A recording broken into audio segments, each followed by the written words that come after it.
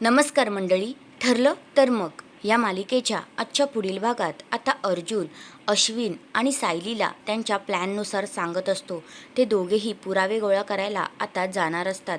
तर अर्जुन म्हणतो, सायली, आपण जिथे आईस्क्रीम खाल्ली होती ना, त्या आईस्क्रीमवाल्याकडे जा, त्या मॅनेजरशी बोला आणि नंतर ना तुम्ही शांताचा जिथे खून झाला त्या ठिकाणी जा आणि तिथे आजूबाजूला चौकशी करा. मला तिथेच डाऊट येतोय. तर आता अर्जुनने असं सांगितल्याप्रमाणे ते दोघेही आता शोधाशोध करायला सुरुवात त्यांनी केलेली असते. दुसऱ्या बाजूला आता जो अधिराज आहे तो आता आपल्या प्रियासाठी गिफ्ट घेऊन आलेला असतो आणि प्रिया तर खूपच खुश झालेली असते गिफ्ट पाहून. तिचे तर डोळेच भरलेले असतात, कारण आता अधिराजने तिच्यासाठी अंगठी आणलेली असते. नंतर मग आता अधिराजकडून पण एक पुरावा भेटतो.